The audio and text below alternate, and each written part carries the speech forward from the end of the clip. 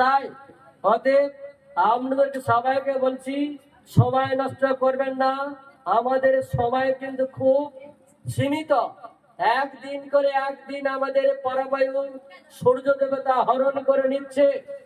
আজই বা শতক বৎসর পরে অবশ্য মরণ, নিশ্চিন্ত না থাকো পায় যত শীঘ্র পারো গোবিন্দ চরণ।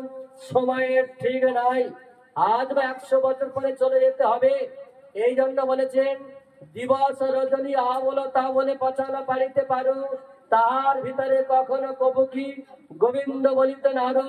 ভজিব বলিয়া কহিয়া আসিলি, ভুলিলি কি সুখ পাইয়ে, বুঝিনি আবার সমন নগরে, মজিবি নরকে যাইয়ে।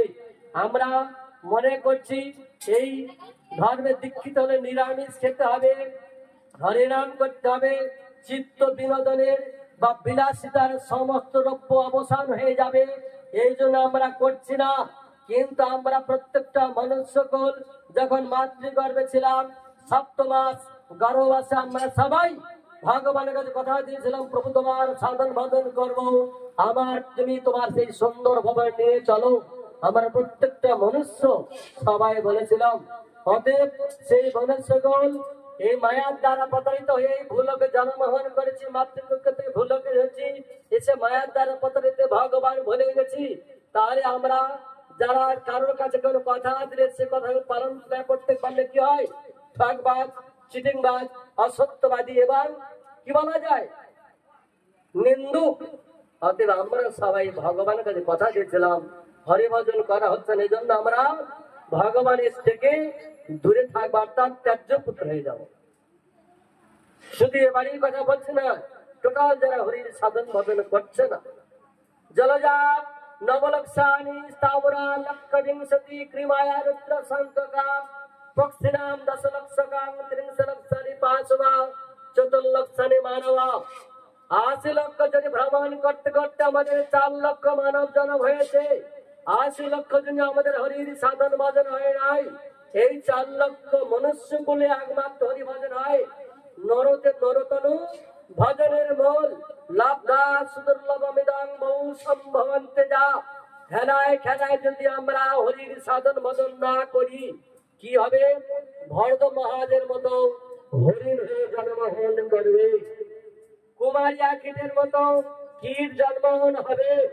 যে মৃত্যুকালে যা চিন্তা করবে সেটাই তার জন্ম হবে। মহারাজ ভরত তিনি সংসার রাজ্য সব পরিত্যাগ করে দিয়ে সন্তানদের হাতে রাজ্য সমর্পণ করতে প্রবজ্ঞাবলম্বন করেছিলেন। সংসার পরে হরি ভজন করার জন্য বনে গিয়েছিলেন। বলে আসবা গর্ভিণী, হরিণীর গর্ভিণী সাভার পরবর্তীকালে সে বাচ্চা যখন ভাসিত হয়ে যাচ্ছে, তার চিত্তে দয়ার উদ্রেক হলা। মহারাজ ভরতকে দিয়ে জগতে ভগবান শিক্ষা দিচ্ছে, দেখো মায়ার সংযোগে থাকলে মায়া তোমার আকর্ষণ করবে। তাই জীব যখন মহারাজ ভরত সেই হরিণ শাবককে পালন করলেন, পিতৃমাতৃহারা ব্যক্তি পালন করতে করতে কি হচ্ছে, বৃদ্ধপ্রাপ্ত হয়ে গেছে। আর সেই নবজাত হরিণকে অনেক বড় হয়ে গেছে। তিনি বলে হরিণের সঙ্গে আর মিশেন না। মহারাজ ভরত যেখানে থাকে সেখানে থাকে। সে একটু ঘাস পাতা খেয়ে সে মহারাজ ভরতের গায়ের কাছে গা দিয়ে শুয়ে পড়ে। মিয়া নয় দি মায়া, সেই হরিণের সংযোগে হরিণের সংসারে এত বড় মানে ব্রহ্মাণ্ডের রাজত্ব পালন করে সেটা পরিত্যাগ করে সাধারণ পশুজনির প্রভাবে, পশুর মায়ার দ্বারা প্রভাবিত হয়ে তিনি মায়ের জন্মগ্রহণ করলেন। মৃত্যুর সময় চিন্তা করছে এই বাচ্চা হরিণটাকে কোথায় রেখে যাবো। আর তো হরিণের সঙ্গে তিনি চলেন না, মেশেন না। তিনি কি করবেন? গীতার মধ্যে একটা শ্লোক বলেছেন, জং জং বাপি স্মরণ ভাবং তে চন্তে কলেবরং তং তমেব দেখন্তে সদভাব ভাবিতাম। জীব মরণের সময় যা চিন্তা করতে করতে মরবে সেটাই তার জন্ম হবে। অতএব যারা হরি ভজনে অর্থাৎ সদ্গুরুর আশ্রয় গ্রহণ এখনো পর্যন্ত করেননি, আমাদের আজ বা কাল বা পরশু চলে যেতে হবে। তার জন্য আমাদের এই যে বিগত জন্মে অনর্থ পাপ গুলো সেগুলো নিষ্কৃত হতে হবে। গুরু মহারাজ আজ থেকে প্রায় 30 বছর পূর্বে হরিনাম দিয়ে বলেছিল, বলছে বাবা 25 হরিনাম করতে হবে। কেন? এই প্রতিদিনের দেওয়া যে জল আলো বাতাস খেয়ে বেঁচে আছি, ওই খাওয়ার জন্য ঋণ হয়ে যাচ্ছে। ঋণের বিনিময়ে 25,000 হরিনাম তোমার করতে হবে। এজন্য আমাদের 80 লক্ষ জনে যে আপন না এগুলো ঋণগুলো হয়েছে কি করে শোধ হবে? ব্যাংকে বা দোকানে কোন ব্যক্তির কাছে ধার বা লোন করলে যেমন একদিন না একদিন শোধ করতে হবে, নচেত ঘাট ধরে তোমার নিয়ে যাবে বা ব্যবস্থা করবে, সাজা দেবে। সেরকম ভগবানের যে 80 লক্ষ জনে জন্মগ্রহণ করেছে তার দেওয়া জল আলো বাতাস খেয়ে জীবিত আছে, তার জন্য ঋণ হয়েছে। সেই ঋণ যে ডিউ হয়ে আছে ঋণগুলো, সেই জন্মের ঋণ আর বর্তমান প্লাস চতুর্জন্ম মনুষ্য জন্ম, এই 84 লক্ষ জন্মের জনের যে ঋণগুলো এই হরিনাম করে সংশোধন করতে হবে। 25,000 হরিনাম করলে তবে ওটা মৌকুফ হবে। আর 1 লক্ষ হরিনাম করতে হবে কেন? বিগত জন্মের ঋণগুলো মৌকুফ হবার জন্য। আর চৈতন্য চরিতামৃতে প্রভুপাদ এবং চৈতন্য মহাপ্রভু গুরুবর্গের সবাই বলেছেন, যিনি 1 লক্ষ হরিনাম জপ না করে তার হাতে জল পর্যন্ত গ্রহণ করি না। এ জগতে যারা দীক্ষা নিয়েছে অথবা নেয়নি, প্রায় অধিকাংশ বাড়িতে মন্দির এবং প্রায় বাড়িতে বিগ্রহ আছে, তারা বলতে আমরা তো হরিনাম করি, আমরাও সেবা করি। হবে না।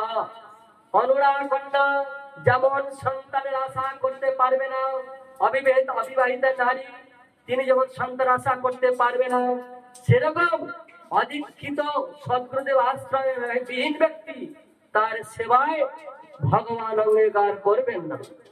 বিবাহের পরে যদি সন্তান কামনা প্রার্থনা করা যায় সেটা বাস্তব এবং সম্ভব, বিবাহের পূর্ব হবে না।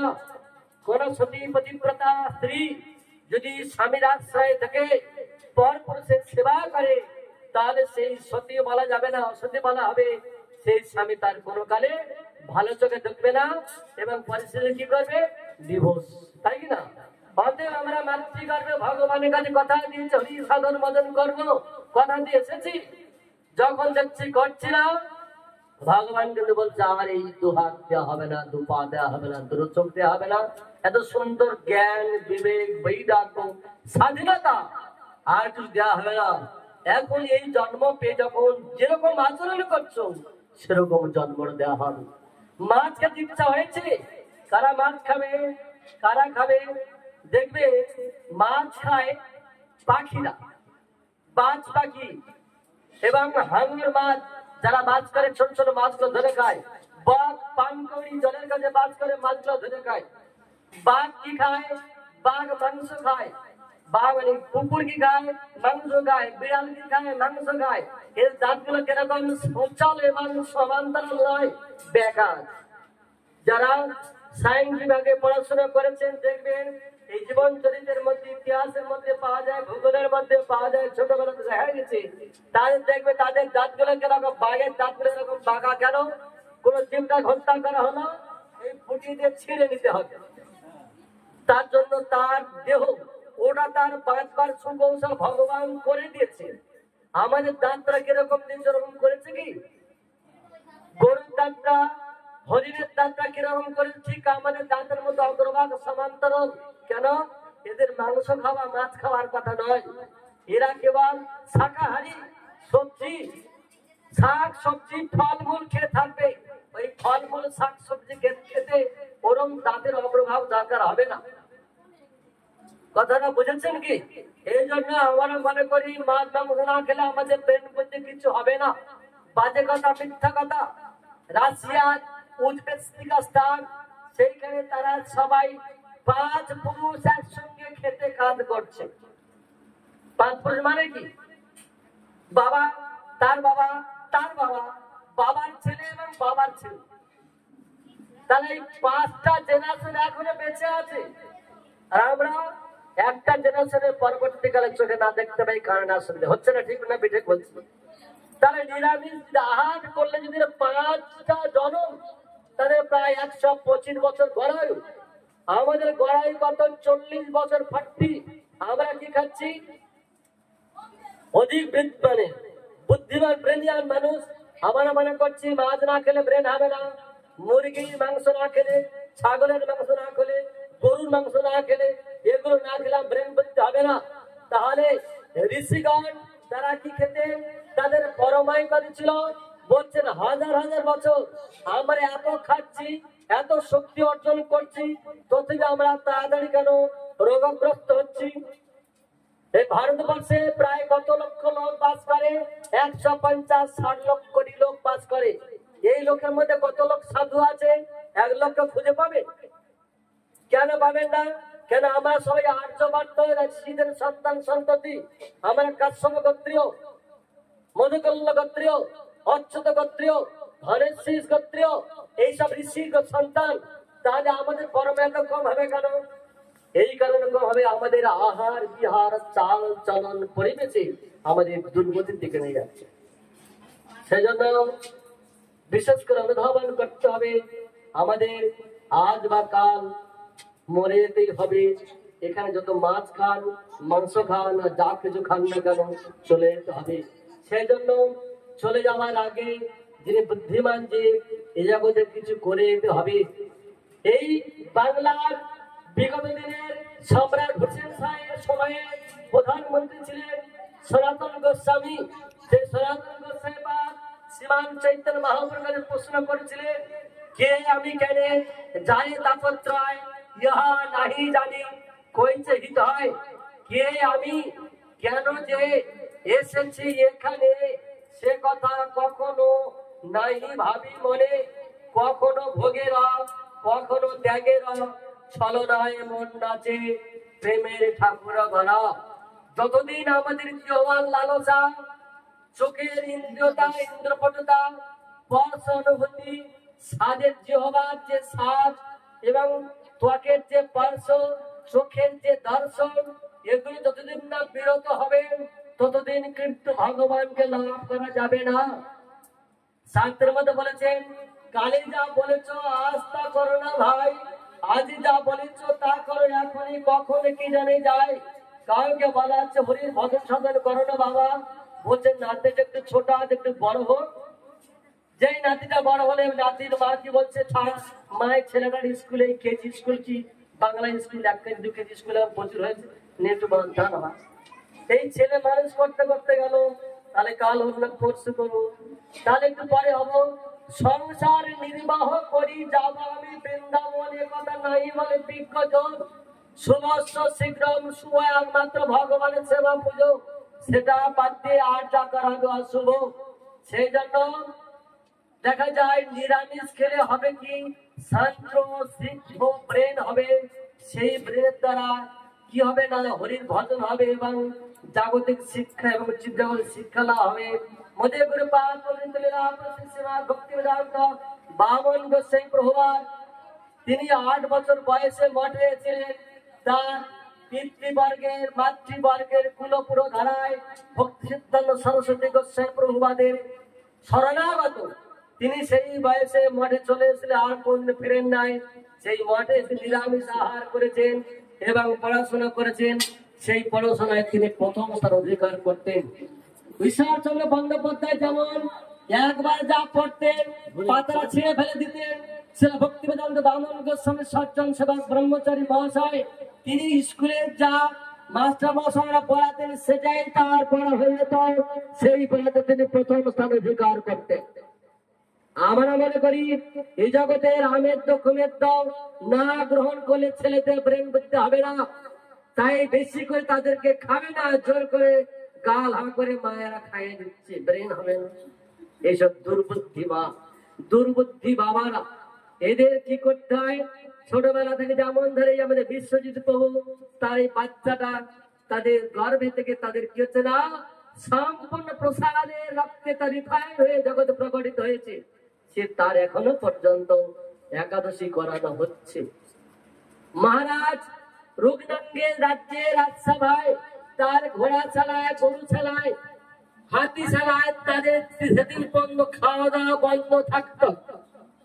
আর আমরা একাদশী হলে বিপদ, মনে হচ্ছে এইবারে কি রান্না বান্না হচ্ছে, সেটা কাছে কেসে কেসে জব্দ হয়ে যাচ্ছিল। মায়েরা বলছে কদিন আর নিরামিষ খাবো, আবার আজকের ব্রত করাবে, সেজন্য মায়েরা মানে অন্য ব্যবস্থা উন্নয়ন লাগাচ্ছে। এগুলো করবে না বৈষ্ণবগণ, আমাদের কল্যাণ করার জন্য এখানে এসেছেন। মন্ত্রের সমবায় তারিতে বামর, নিজ কার্য নাই তবু যান পরঘর। আমাদের বাড়ি এসে কি হবে? জন্মাইতে সময় এখন ভিক্ষা করলে 3-4 হাজার টাকা এক একদিন ভিক্ষা হয়ে যাবে। আমরা বানালে তো কিছু দিবেন না, সামান্য 200, 100, 100, 500 টাকা দিবেন। এত সময় নষ্ট করার উদ্দেশ্য কি? যার প্রকারে বদ্ধ জীব একটু হরিভজন করতে পারে, চিত্তের প্রেরণা জাগায়, চিত্তের সত্তা জীবের স্বরূপ কিছুটা উপলব্ধি করতে পারে। এই জন্য সাধু গন্ধগণ মঠ মন্দির সেই গৃহস্থ বাড়িতে গ্রামে গ্রামে পদার্পণ করে, নচেত অন্য কোন ব্যবস্থা নয়। সেই জন্য চৈতন্য ভাগবত বলছে, মহন্তের স্বভাব হয় তারিতে পামর, নিজ কার্য নয় তবে দান পর ভার। এই হচ্ছে কথা। সেজন্য সবাই হরিভজন করবি। কারণ এটা হচ্ছে কি আমাদেরই মঠেরই আশ্রিত আমাদের এক মহান ব্যক্তি, তিনি ছোটবেলা খুব দুঃখ কষ্টে জীবনযাপন করেছেন। আমি শুনেছি সে এখন গুরু বৈষ্ণবের কৃপায় এখন সে ভাগবত সপ্তাহ করে, সে প্রায় লক্ষ লক্ষ টাকার মালিক। কোটি টাকা বললে ভুল হবে না, তার গুরু বৈষ্ণবের কৃপাতে। আমরা তো আঁচল কামার করে এত কিছু করেছেন, কে ক কোটি টাকার মালিক হাত তুলুন তো।